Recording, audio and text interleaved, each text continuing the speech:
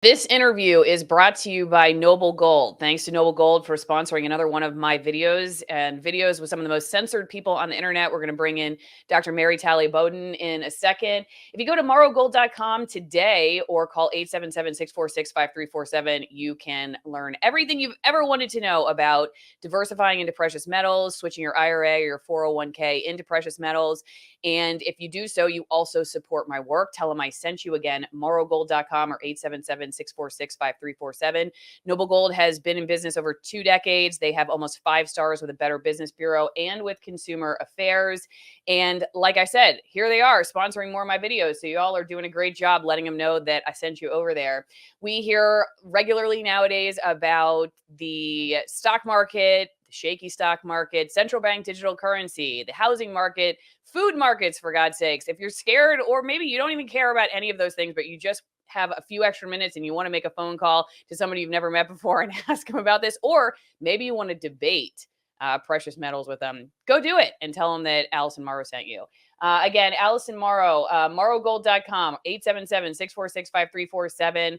And if you get in before the end of the month and have a qualified IRA, they're telling me you're going to get a 5-ounce American the Beautiful coin. And also, I believe they're offering some silver as well. Yes, 5-ounce American the Beautiful coin with every qualifying precious metals IRA 401k rollover. And I know I'm looking at it right now. I could have sworn there was yes, a solid silver U.S. Mint issued coin celebrating the national parks, free with every qualifying precious metals IRA or 401k rollover. So go check them out, and thanks for the support.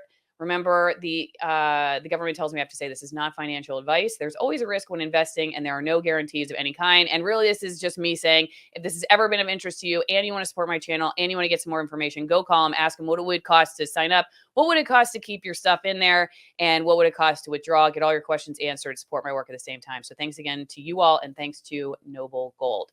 All right, without further ado, somebody I have been trying to get on my podcast for almost exactly a year. Here she is, Dr. Talley Bowden. Okay, let's start with your press conference, all right? I wanted to show everybody where I first saw you, because this went, I would call this semi-viral. Your story went kind of semi-viral. Can you tee this up for us? This is your second press conference. So would you mind telling everybody, bring us back in time, what was the goal you were hoping to get across here? The goal was to correct the record, to get the truth out, to get ahead of the story, because the media was forming the story about me, and I'm just this one little doctor in Houston. Basically, Houston Methodist went after me very publicly. It was stunning. I was deer in headlights. I didn't know what to do, and they went after me on a Friday. I was flooded with media requests. I naively accepted a few interviews with the local news. I had no idea what I was doing. I thought, oh, well, I'll just tell my side of the story and it'll be done. And I had some good friends who counseled me, and I hired a lawyer, and I hired somebody to help me handle the media. And so it was Wayne Dolcefino, and people in Houston know who Wayne is. And he said, we need to do press conferences to get your side of the story out, because it's just me against the establishment.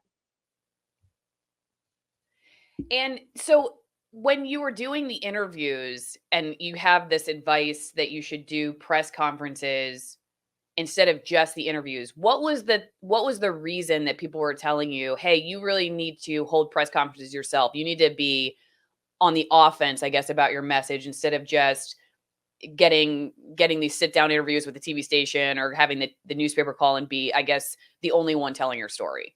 Because the way that the media, it was the local media initially, and then it just went all over the place. But the way they were portraying me is that I'm some quack doctor, dangerous, spreading misinformation. And it was an incomplete story. And it was, the headlines usually say it all. And usually the front photo, they make you look as horrible as they can, right? If they don't like you, they make you look like, you're just a wreck. If they like you, they use a flattering photo. If they don't like you, booking photo. he just Yeah. got out of jail.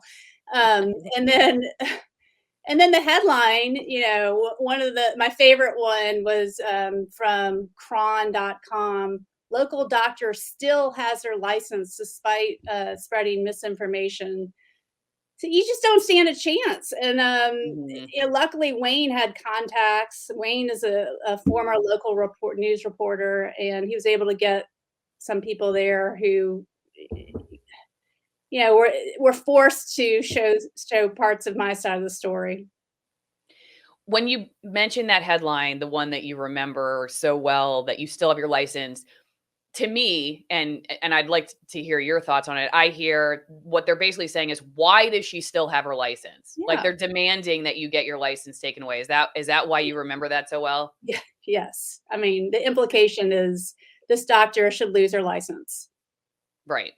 Yes, and you have people who don't know anywhere near what you know about medical practice saying that you should have your license taken away. That's that's a little bit it's disconcerting to think that there's newsrooms of people who think they know better than you do about practicing medicine, that you should have your license revoked. And even still don't quite understand the game of the powers of the corporate medical complex, whatever you want to call it, medical industrial complex, that also may be full of doctors, but are pressured by all kinds of special interests to do exactly that, to rip the license away from somebody like you. And these journalists are beckoning for this to happen without, I don't even think, necessarily being consciously aware of how dangerous that is for the doctor patient relationship.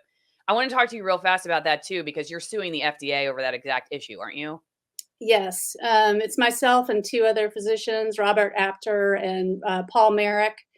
And basically, we probably all know the photo of the healthcare worker, the very attractive young woman with the stethoscope around her neck, nuzzling the horse. And you don't even need to know what the caption says. You just know it's basically saying that ivermectin is not for humans and it's for horses. And that media campaign was launched by the FDA, which is unprecedented. That's not their role. Their role is to approve a medication for human use, which we all know ivermectin it's been used by over 4 billion humans. So it is definitely approved for human use, but they purposely misconstrued it as a medication meant for horses.